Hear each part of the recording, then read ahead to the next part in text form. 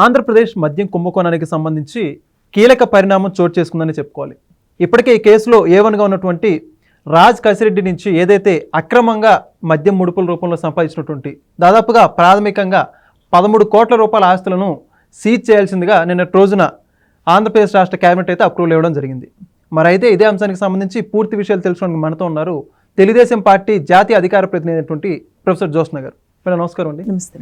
Liquor scam ఇప్పటికే కొన్ని వేల కోట్ల రూపాయలు ముడుపులుగా అందినట్లు ప్రాథమికంగా అయితే సిట్ గుర్తించింది. 11 కోట్ల రూపాయలు కూడా జప్తు చేశారు, దొరికినట్టు 10 కోట్ల రూపాయలు. తాజాగా రాజ్ కసిరెడ్డికి సంబంధించి 13 కోట్ల రూపాయలు ఈ మద్యం కుంభకోణం ద్వారా వచ్చినటువంటి డబ్బుతో ఎక్కడైతే ఆస్తులు ఉన్నారో వాటన్నిటిని సీజ్ చేయాల్సిందిగా గవర్నమెంట్ అయితే ఆదేశాలు జారీ చేయడం జరిగింది. ఏమంటారు ఈ అంశం గురించి?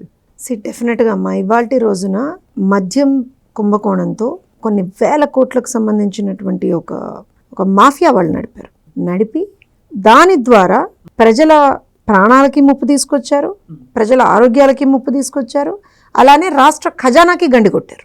సో ఇట్లాంటి పరిస్థితుల్లో ఎవరిని వదిలిపెట్టకూడదు. ఎందుకనంటే ఇది నేను ఇందాక చెప్పినట్టుగా కేవలం డబ్బుతో ముడిపడినటువంటి విషయం ఒకటే కాదు. ఇది ప్రజల ప్రాణాలకు సంబంధించినటువంటి అంశం.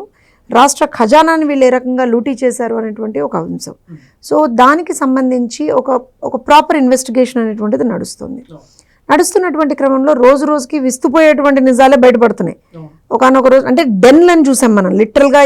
ఈ మనీని వాళ్ళు ఎక్కడెక్కడైతే దాచిపెట్టారో, మొన్న నాకు నిజంగా చాలా బాధ అనిపించింది. ఒక ఎడ్యుకేషనల్ ఇన్స్టిట్యూషన్ని కూడా వీళ్ళు వాళ్ళకి సంబంధించినటువంటి ఒక సేఫ్ హెవెన్ లాగా భావించి అక్కడ కూడా డబ్బులు దాచిపెట్టారు. ఇప్పుడు మన దొరికినటువంటి 11 కోట్లు అక్కడ దొరికినటువంటివే. సో వాళ్ళు ఆ రకంగా చూస్తే ఎంతమంది భవితవ్యంతో వాళ్ళు ఆడుకున్నారు అనేటువంటిది కూడా మనం ఆలోచన చేయాలి. సో డెఫినెట్గా ఇవాళ ఒక ఇన్వెస్టిగేషన్ నడుస్తుంది. ఇన్వెస్టిగేషన్లో భాగంగా ఏదైతే ప్రొసీజరల్గా ఉంటాయో, సో ఇప్పుడు డెఫినెట్గా ఒక అక్రమాస్తుల్ని మనం గుర్తించినప్పుడు వాటిని జప్తు చేస్తాం కదా. సింపుల్, ఇందులో ఏమి గ్రీక్ అండ్ లాటిన్ లేదు, ఇందులో ఏమీ అర్థం కానటువంటి విషయం ఏం లేదు. సో అలా అందులో భాగంగానే ఇది జరిగింది.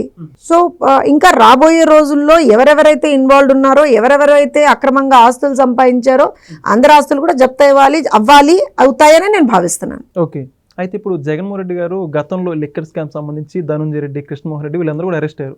వాళ్ళందరూ ఏం తప్పు చేశారు, తప్పుడు వాంగ్మూలం నుంచి అరెస్ట్ చేశారని చెప్పి చెబుతున్నారు. ఇప్పుడు మిథున్ రెడ్డి అరెస్ట్ అయిన తర్వాత మాత్రం ఆయన పరామర్శించడానికి రేపు 25వ తారీఖు వెళ్తున్నట్టుగా ప్రస్తుతం ప్రాథమికంగా సమాచారం ఉంది. ఏమంటారు? సో ఇప్పుడు ధనంజయ రెడ్డి గురించి వాళ్ళ గురించి మాట్లాడారంటే దొంగ ఏమన్నా వచ్చి నేను దొంగతనం చేశాను అని ఒప్పుకుంటాడేమన్నా? చేయలేదు, నేను దొంగతనం చేయలేదని చెప్తాడు కదా. సో అలానే వాళ్ళు జగన్మోహన్ రెడ్డి పాపం చెప్తున్నాడేమో. ఎందుకంటే ఒకటి చెప్తానండి, మద్యం కుంభకోణానికి సంబంధించినటువంటి ఆ మాస్టర్ మైండ్ ఎవరైతే ఉన్నారో అది ఖచ్చితంగా అప్పటి ప్రభుత్వ హెడ్గా ఉన్నటువంటి జగన్మోహన్ రెడ్డి అని నేను పర్సనల్గా భావిస్తున్నాను. ఎందుకనంటే ఆర్ఎల్స్ ఇట్ వుడ్ నాట్ హ్యావ్ అంత huge level of scam is not possible for 1 or 2 individuals బేసిక్గా. అండ్ దాంతో పాటుగా ఏంటి అని అంటే మీరు ఇందాక అన్నారు, మరి రేపు మిథున్ రెడ్డి దగ్గరికి వెళ్ళి ఏం మాట్లాడతాడు అంటే, జగన్మోహన్ రెడ్డికి అలవాటే కదా దొంగల దగ్గరికి, గంజాయి బ్యాచ్ దగ్గరికి, ఇలాంటి ఏమంటారంటే మర్డర్లు చేసిన వాళ్ళ దగ్గరికి ఇలా వెళ్ళడం అనేటువంటి జగన్మోహన్ రెడ్డికి అలవాటే. ఈ జైలు యాత్రలు ఈ మధ్య ఒక ట్రెండ్ చేసుకున్నాడు అనమాట. అంతకు ముందర ప్రతిపక్షంలో ఉన్నప్పుడేమో పరామర్శలు, ఓదార్పు యాత్రలు అన్నాడు. తర్వాత అధికారంలో ఉన్నప్పుడేమో అమ్మో నేను ఎక్కడికి బయటికి రానని చెప్పి పరదాలు కట్టుకు తిరిగాడు. ఇప్పుడు మాత్రం మళ్ళీ ఏమంటారంటే అటు ప్రతిపక్షంలోనూ లేక ఇటు అధికార పక్షంలోనూ లేక మరి అది త్రిశంకు స్వర్గంలో ఎలాడుతున్నాడో ఏంటో కానీ అట్లా ఉన్నటువంటి పరిస్థితుల్లో మాత్రం ఏం చెప్తాడు, నేను జైలు యాత్రలు చేస్తా, జైలు పరామర్శలు చేస్తా అని వెళ్తున్నాడు. సరే, నేను ఒకటే ఏం కోరుకుంటున్నానంటే జగన్మోహన్ రెడ్డి ఈసారి వెళ్ళినప్పుడు ఎవరికి ఏమి వాళ్ళ కార్యకర్తలకి, ఎందుకంటే ఆ భయం ఉంది నాకు మెయిన్గా. వెళ్తాడు, దొంగల్ని పరామర్శిస్తాడు, వదిలేడు. మన కాకాని పరామర్శించాడు, రేపు మిథున్ రెడ్డిని పరామర్శిస్తాడు, రేపు పొద్దున ఇంకోళ్ళు అరెస్ట్ అయితే వాళ్ళని పరామర్శిస్తాడు. కానీ రేపు పొద్దున జగన్ రెడ్డి కనుక ఒకవేళ కనుక జైల్లో కూర్చుంటే మరి ఎవరు పరామర్శించడానికి వస్తారో నాకు తెలియదు. But again what I mean to say is వెళ్తున్నాడు, పరామర్శిస్తున్నాడు, కానీ అది ఒక పెద్ద ఏమంటారంటే అదేదో జైత్రయాత్రలాగా చేసేటువంటి ప్రయత్నం చేస్తున్నాడు. మీరు చూడండి, పల్నాడైనా లేకపోతే అటు మామిడి రైతుల దగ్గరికి వెళ్ళినప్పుడైనా, మొన్న నెల్లూరుకి వెళ్ళినప్పుడైనా సరే చాలా చాలా చాలా రచ్చ క్రియేట్ చేసేటువంటి ఒక ప్రయత్నం చేస్తున్నారు. ప్రణాళికాబద్ధంగా ఒక లా అండ్ ఆర్డర్ సమస్యను క్రియేట్ చేసేటువంటి ఒక ప్రయత్నం చేస్తున్నారు. అందులో భాగంగా వాళ్ళ కార్యకర్తల్ని కూడా వాళ్ళు చంపుకుంటున్నారు. So it is a very dangerous thing అండి. సో డెఫినెట్గా రేపు పొద్దున 25వ తారీఖు వెళ్తాడేమో, వెళ్ళనియండి. దొంగల్ని దొంగే పరామర్శిస్తున్నాడు, వెళ్ళనియండి, నష్టమేం లేదు. కాకపోతే పోలీసులు ఏమన్నా రూల్స్ అండ్ రెగ్యులేషన్స్, ఇన్స్ట్రక్షన్స్ ఇస్తే దాన్ని పాటించాల్సిందిగా స్ట్రిక్ట్ ఇన్స్ట్రక్షన్స్ జగన్మోహన్ రెడ్డికి కూడా ఇవ్వాల్సినటువంటి అవసరం ఉంది. దాంతో పాటుగా వాళ్ళ కార్యకర్తలందరూ చాలా చాలా చాలా జాగరూకులై ఉండాల్సినటువంటి అవసరం ఉంది. ఎందుకంటే ప్రాణాలకు మించింది ఏదీ లేదు. సో వాళ్ళు ఆ విషయంలో చాలా జాగరూకులుగా ఉండాల్సినటువంటి అవసరం ఉంది. జగన్మోహన్ రెడ్డి అనేటువంటి వ్యక్తి మళ్ళీ మనం కూడా we should be ready for all the drama. Jail నుంచి బయటకు వచ్చి మళ్ళీ మొదలు పెడతాడు, అబద్ధాల వల్లింపు మళ్ళీ మొదలు పెడతాడు. అసలే చాలా చాలా మంచివాడు, సౌమ్యుడు, ఏమీ తెలియనివాడు, యువకుడు, చిన్నపిల్లాడు, ఇవన్నీ చెప్తాడు. You should be prepared for all that. ఇంకా ఎక్కువ చెప్తాడు. సో నాకు ఒక డౌట్ ఏంటి అంటే ప్రాబబ్లీ మరి ప్రెస్ మీట్ అనేటువంటిది రాజమండ్రి జైలు బయట పెడతాడా, లేకపోతే మళ్ళీ అమ్మో నాకు ఇక్కడ ఎండ కొడుతుంది నేను ఎక్కువసేపు నిలబడలేను అని చెప్పి తాడేపల్లి ప్యాలెస్ లో పెడతాడా, లేకపోతే అమ్మో నేను తాడేపల్లి రాను నేను బెంగళూరు వెళ్తాను యలంక ప్యాలెస్ లో పెడతాడో తెలియదు. సో అది మీరు వెయిట్ అండ్ వాచ్ చేయాలి. ఇంతవరకు ఇంతమంది అరెస్ట్ అయితే లిక్కర్ స్కామ్ దాదాపు ఇప్పటి వరకు 12 నుంచి 13 మంది అరెస్ట్ అయ్యారు. చెవిరెడ్డి కూడా ఉన్నారు అందులో. వీళ్ళు ఎవరిని పరామర్శించకుండా ఇప్పుడు మిథున్ రెడ్డే కారణం ఏంటంటారు? ఈ ప్రశ్న మీరు జగన్మోహన్ రెడ్డిని అడగాలి.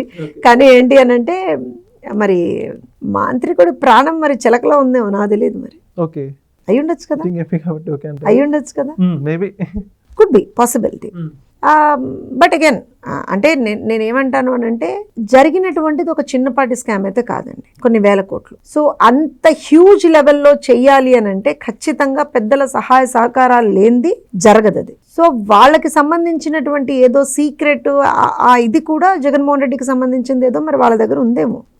సో వెళ్ళి బతిలాడుకుంటాడు, అయ్యా బాబు నువ్వేం చేసినా నా పేరు చెప్పకరా నాయన అని ఏమన్నా బతిలాడుకుంటాడేమో. మరి చివరిగా ఈ రాజు కసిరెడ్డి 13 కోట్లతో ఈ జప్తు సంబంధించిన ఆగిపోతే భవిష్యత్తులో ఇంకేమన్నా ఎక్కువ? నేను మీకు ముందరే చెప్పాను, స్టార్టింగ్ లోనే చెప్పాను, అక్రమంగా ఎవరు ఆస్తులు సంపాదించినా సరే ఖచ్చితంగా అవి సీజ్ చేయాల్సినటువంటి బాధ్యత ఇన్వెస్టిగేటివ్ ఏజెన్సీస్ మీద ఉంటుందండి. ఎందుకంటే అవి అక్రమంగా సంపాదించుకున్నారు.